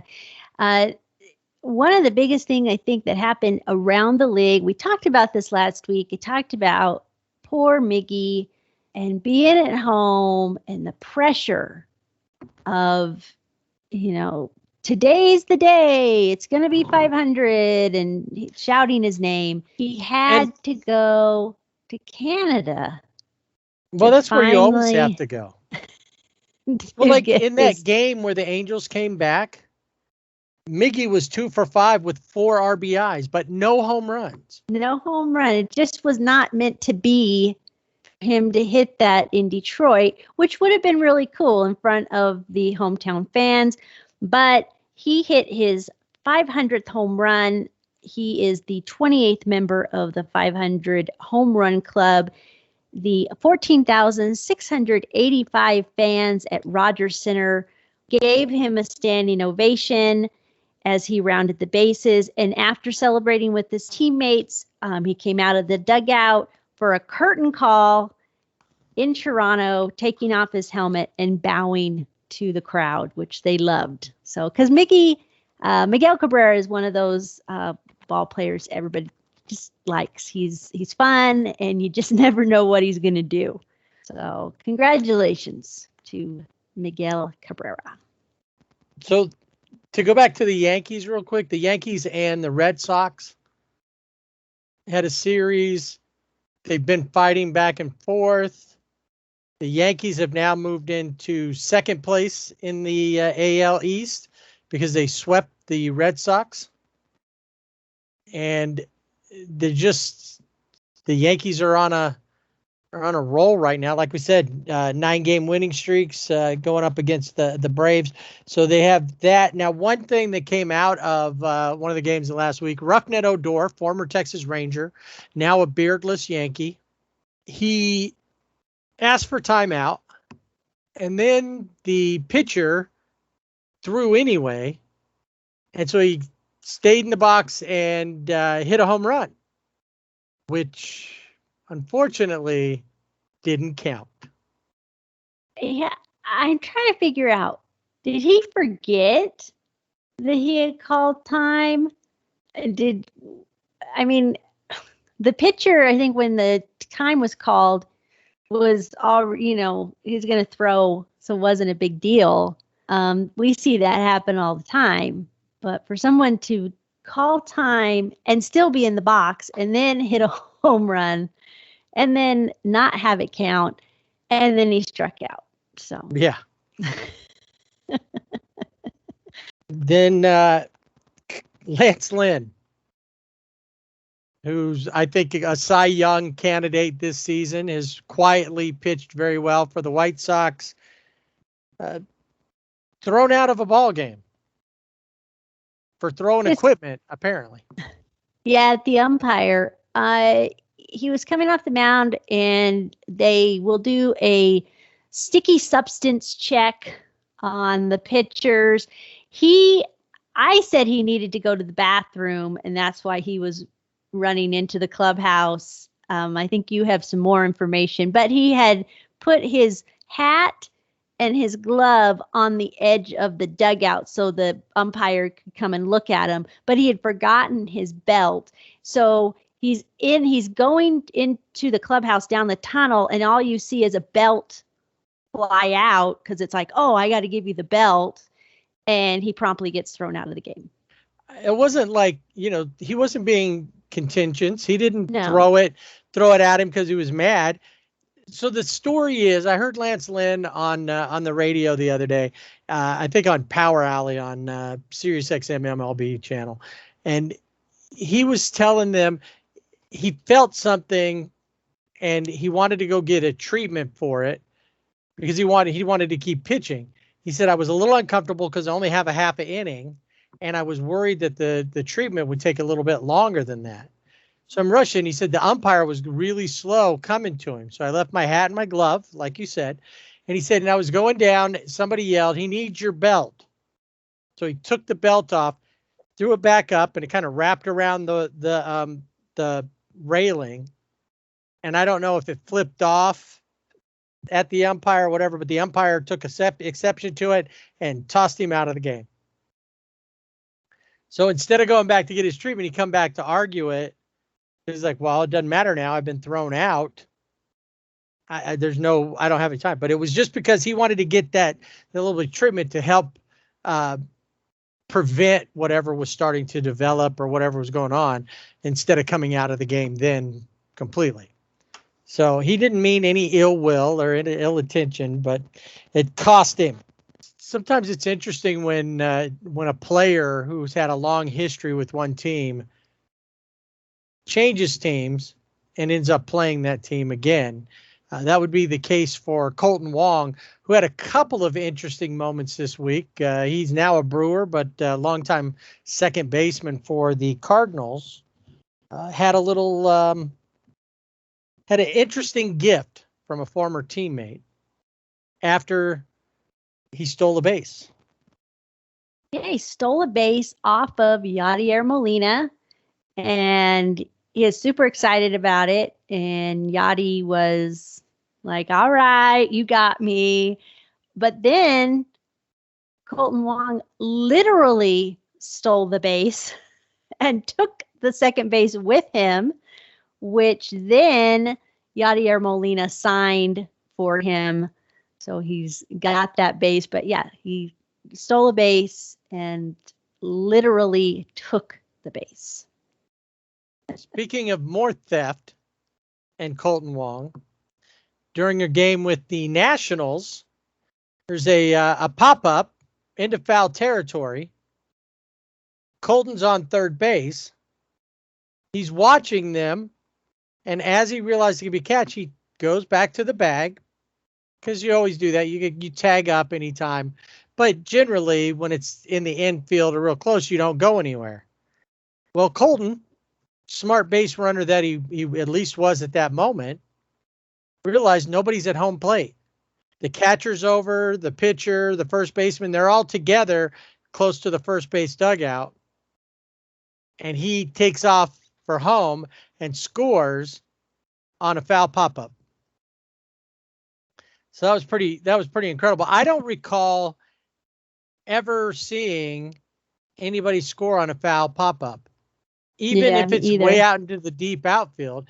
There's probably a lot of people don't even realize that you can do that. Yeah. So things are getting hot and heavy with the wild card.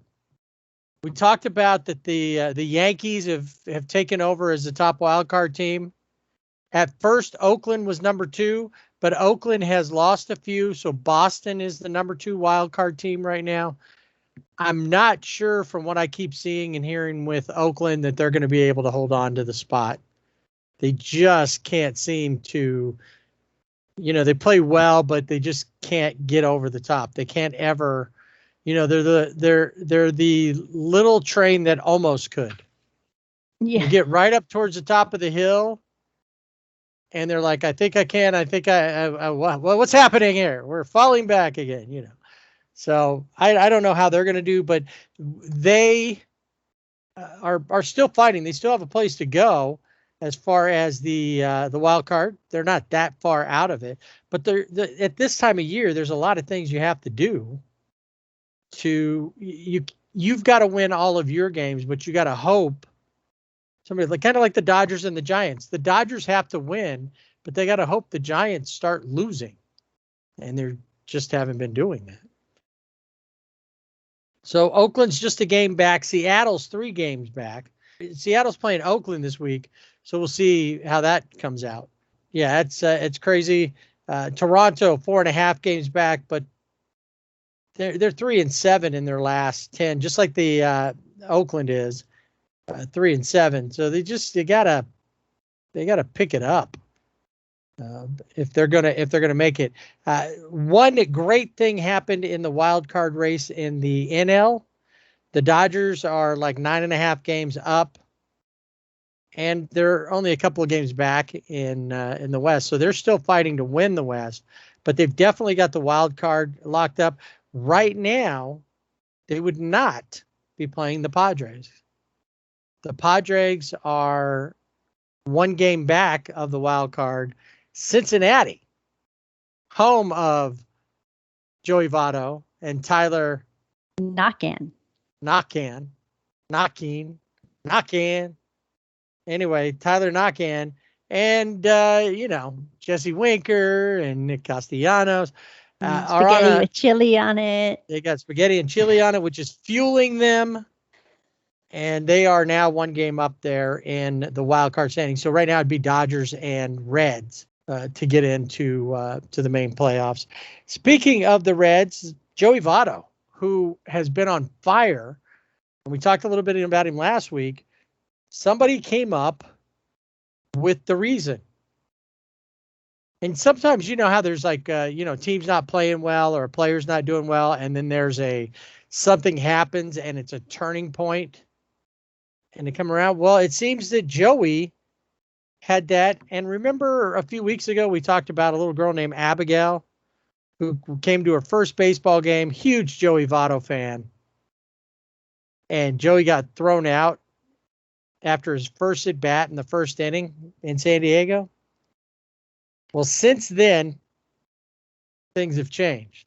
Before Abigail was disappointed in Joey, he was hitting .234, 8 home runs, 29 RBIs over 41 games. And chances are that's why he was mad and got thrown out, because he's having issues. Yeah. After meeting Abigail and that whole thing, he's played 52 games. He's got a .316 average, 19 home runs, and 50 RBIs. All it took was this little girl named Abigail to call you out in my first game with my favorite player, and he gets ejected in the first inning. First inning, yeah, had the top half. He doesn't even take the field. He was out of the game. Out of the game. And that's all she wanted, was to see Joey Votto. So that was it. And it happened in San Diego. And we just talked about that San Diego has dropped. Somebody noted that after they played the Rockies, they wrote San Diego, and then it was like marked out. Slam Diego, marked out. Swept Diego. That is a Rockies Twitter feed from the team. So, and which usually their Twitter game is not that good. This time is great. Yeah, the Dregs could not be the Rockies. And see, here's the funny thing. If the Giants or the Dodgers came in and swept, or even let's say like they played the American League West. So what if Houston came in, or the A's, who were the top teams there? If they came in and swept them, the fans, especially if it was the Dodgers, the fans would be furious.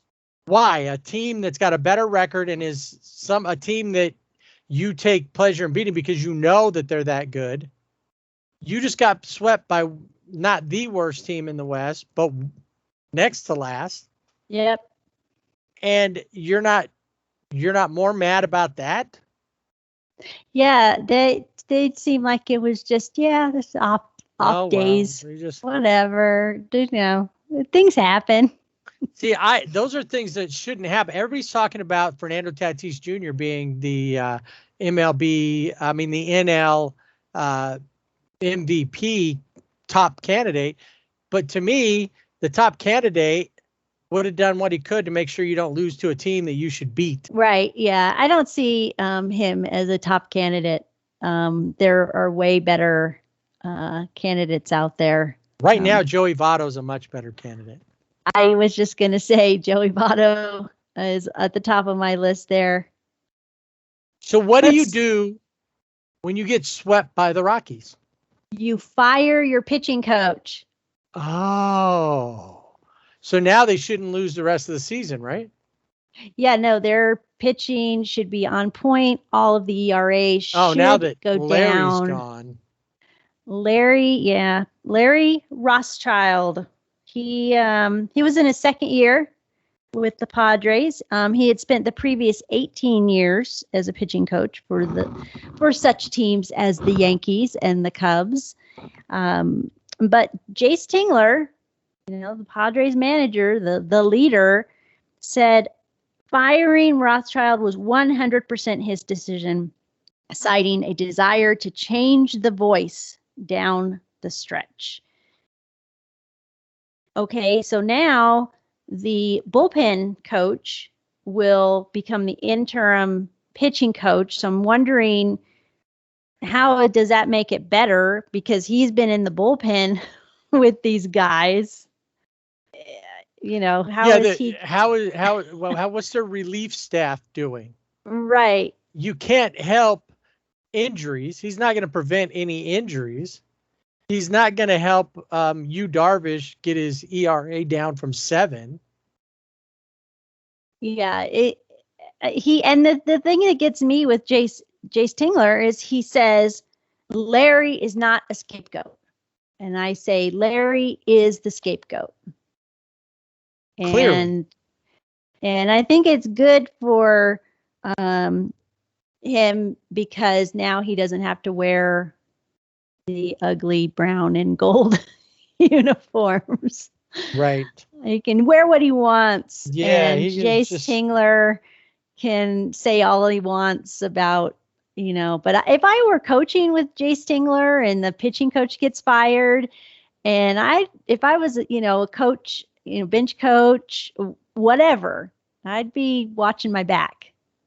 Yeah. Because if it keeps going downhill, it's the bench coach's fault. Right. It's not going to be Jace Tingler, even though he says this is my responsibility. It is, okay, you're the manager, and you say, I'm responsible for the staff. I'm responsible for our performance. I'm, getting our players out there to play to their ability. Here. But I didn't, it's not my fault. So Larry's got to go.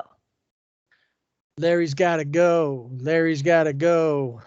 It's going to be interesting to see, will pitching get better under... Well, we'll get to see. We will get to see starting, this week with the Dodgers. Between the Dodgers and the Angels, it's 5 games that we get to see them, close with our teams. So that will be interesting. Yep. What can they do? Don't know. I want to mention Fergie Jenkins. He is Hall of Fame pitcher. He's going to get his own statue at Wrigley Field. I think this is really, really cool. The Cubs released what the statue is going to look like on the 50th anniversary of Jenkins' 20th win during his Cy Young Award winning season. It will be unveiled on opening day 2022. And he said he hopes he gets to be next to Ernie Banks because they were roommates, and he would love to be next to Ernie. Nice. I saw that. Went to Wrigley Field a couple of years ago, and Ernie's statue. And all right, couple things before we get we get dizzy. One, Max Fried versus the Orioles. So this makes it kind of dubious, I guess. Max Fried, and I'd never heard the term as much as I've watched baseball. Never heard the term until like last week. You know those posts where it says, I was today years old when I learned about this? That's how it was last week. I was last week years old when I heard about the term Maddox. And Max Fried of the Braves had his first complete game shutout versus the Orioles. So it doesn't seem like that big of a feat. And he did it in 90 pitches. But they knew it was a possibility when he was still late, late of the game, and he was only at 63.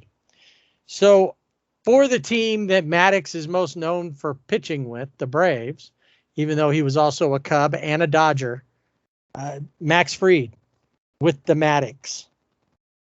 And then this one, I'm listening to the radio the other day, and it was, it feels like it was Sunday night, and I was listening to like the Roundup show, and they're talking about all the games, and they're playing audio from the calls on from different games. And I don't know who the radio announcer is for the Cardinals, but Paul Goldschmidt hit a home run, and you would have thought that this guy was reading some really light poetry or telling somebody a story to try to put him to sleep. Paul Goldschmidt with the swing drove that. That's a home run as he passes first. Now second, rounding third. Paul Goldschmidt with his, I think it was his 19th home run. Paul Goldschmidt, 19 home runs. Was he a former golf announcer? I don't think so. I think he was just like, I mean, he just sounded like he was in a mellow. He's like, I think the way I said it to try to describe it was still too upbeat. It's like the station out here called The Wave, and it's supposed to be smooth jazz or something like that. And then at parts of the day, they have somebody with a deep, sleepy kind of voice.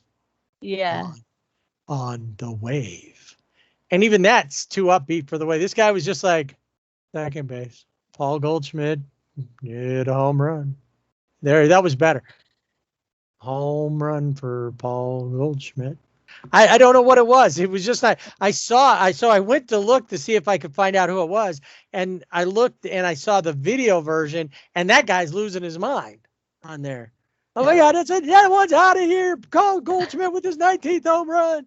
I think I could even hear him doing his loud thing over the guy going, 19th homer for Paul Goldschmidt. And even once again, I did it. You got to be really down in the dumps. You got to be Eeyore-ish. Oh, well. Number 19 for Paul Goldschmidt. Anyway, that was it was funny to me that if you can find the audio of that home run call, send it to us or send us a link so we can. It's hilarious. From that standpoint, I guess there's only one thing we can do right now. Spin the wheel of IL. I'm sorry. Time to spin the wheel of IL. Oh my.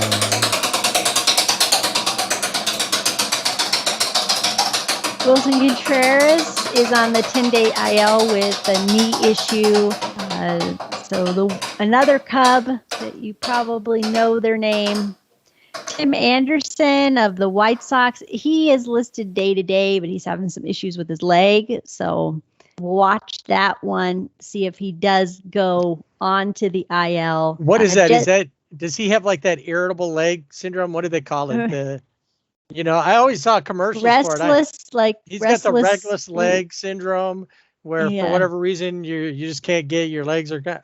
Maybe. I guess that wasn't that big of a problem because those commercials went away. Yeah. I'm not sure. It just said leg. He had a leg issue. Jesse Winker is on the IL with ribs, sore ribs. Raimel Tapia of the Rockies, he has been on the IL with a toe issue. Not specific on what's going on with his toe, but he was seen running in the infield. So maybe for the Rockies, he will be back. Now, Steve, that rib thing. What was what did Jared Walsh have? What was that we call it? I can't remember what it was now. Intercoastal. Right, the intercoastal. This doesn't say it's intercoastal. No. So it's not in and around. It's the rib itself. It's the rib itself. Yes. It's not McRibs. No. No, it is not. Steven Piscotty, the A's outfielder, he's back on the IL with a wrist injury. Unfortunately, it looks like he might have to have surgery. So not good for the A's. Chris Bassett, we didn't talk about this. Chris Bassett, also of the A's. They were playing the White Sox.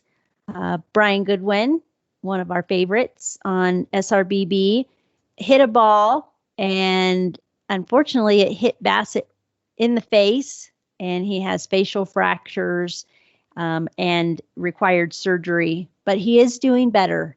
So that was a very scary moment for all involved. Yes, it's good that because Kevin Pillar had maybe not as bad, but you thought he'd be out for a while. It didn't look like he got a concussion either. Bassett didn't. So right. So he may be back sooner than we think. But yeah, I was when you see those things, it's like when somebody goes down like that, you're just like, yikes, I hope he's okay. And when it's to their head, how many different times you said, well, if you hit somebody in just the right spot, boom, they're done. Yeah. Yeah. It's scary. So we're glad that he is doing well. Now, when you look at the IL list, and before I mention when you look at the IL list, George Springer back to binge watching on the IL, the 10-day IL. I mentioned that he might be day-to-day. He is now on the 10-day IL. We thought it was an ankle, but it is his knee. So he is back to binge watching. Or maybe he didn't finish a season when he was on the IL before and needed to finish it up. That's gotta suck not only for him but for the Blue Jays, because he was playing, so well. Back to back MLB Player of the Week. Yep. So I'm sure it's bad, for him, and I joke, but I really do think he's a binge watcher. So you joke. I joke, but kid. I think I kid. That's right. When you look at the IL and the list of players, sometimes it will say COVID-19 IL. Other times it will be a blank. And usually you can say, yeah, that's probably COVID if there's nothing there. And that was the way it was with Joe Kelly. And now we know he was on the COVID-19 IL. Now we can add to that list Evan Longoria, who has been on the IL for San Francisco, looked like he was going to be getting off the IL, but now is back on the IL, or never really left the IL. He was just moved to the COVID-19 IL. The Rangers had Charlie Culberson, Brock Holt, and Mike Foltowitz all on the list. Nelson Cruz joined them. And it looks like Kenta Maeda possibly is on that list because he's on the IL, but there's nothing there. So it's blank. So that is the will of IL. Well, if you haven't paid a lot of attention to baseball or just kind of check in on certain things, now's the time to really get involved and watch, because for the contenders, especially the wild card races, every game matters. Doesn't matter who they're playing, because just a loss on your side, as we've seen, San Diego losing, the Dregs drop, the Reds have been winning, they move up. And it doesn't matter whether you're playing the Orioles or the D-backs or any of the bottom teams, the Marlins. If they beat you, it could be your doom. So it's exciting time. The dog days of the baseball season have been upon us. And as we head into September, it's going to be exciting down to the wire. And we still have a couple of pennant races just for the division titles as well. They're just not in the Central.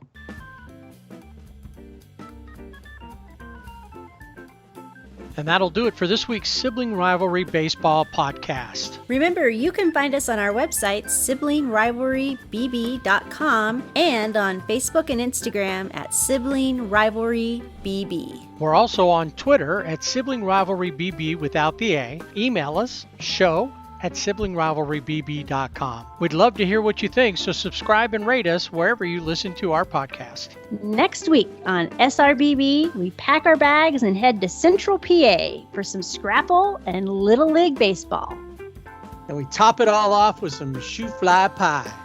Don't bother me, shoe fly pie, don't bother me.